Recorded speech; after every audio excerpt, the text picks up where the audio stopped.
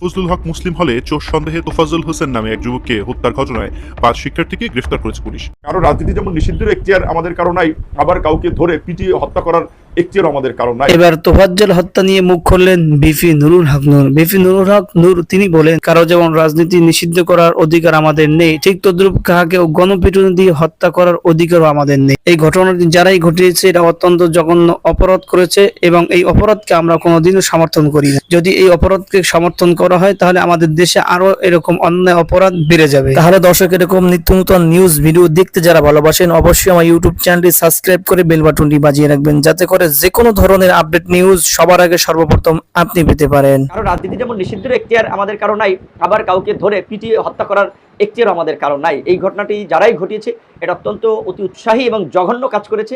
এটা কোনোভাবেই সমর্থনযোগ্য নয়। এগুলো যদি আমরা সমর্থন করি তাহলে কিন্তু এই প্রবণতাগুলো আরো বাড়বে। বিপি নুরুল হক নূর তিনি আরো বলেন, যারা এই স্বৈরাচারের পতন ঘটিয়ে নূতন বাংলাদেশ গড়বে তাদের হাতে আজ জীবন দিতে হচ্ছে সাধারণ জনগণের। তাই আজ আমি বিপি নুরুল হক নূর বলতে চাই, যারা এরকম অন্যায় অবিচার অত্যাচারের সাথে জড়িত আছে তাদেরকে অতি দ্রুতই বিচারের কাঠগড়ায় দাঁড় করাতে হবে, নচেত আমাদের বাংলাদেশ আরো বিপদের সম্মুখীন হবে।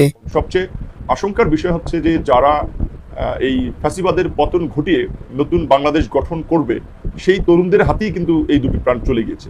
সেখানে ছাত্ররা যদি মব জাস্টিস করতে গিয়ে একজনকে এভাবে পিটিয়ে মেরে ফেলে কিংবা কোনো প্রতিষ্ঠান প্রধানকে জোর করে পদত্যাগ করায়, সচিবালয়ে যদি সচিব নিয়োগের আপনার প্রক্রিয়া ঠিক করতে যায় তাহলে কিন্তু দেশে বিপর্যয় নেমে আসবে, যেটা আমরা ইতিমধ্যে লক্ষ্য করছি। প্রিয় দর্শক, এই ছিল সর্বশেষ আপডেট নিউজ। এতক্ষণ পর্যন্ত যারা মূল্যবান সময় দিয়ে আমার নিউজ ভিডিওটি দেখেছেন প্রত্যেককে আন্তরিক মোবারক ও অভিনন্দন জানিয়ে আজকে নিউজ ভিডিও থেকে বিদায় নিচ্ছি। আশরাফি নিউজ 24।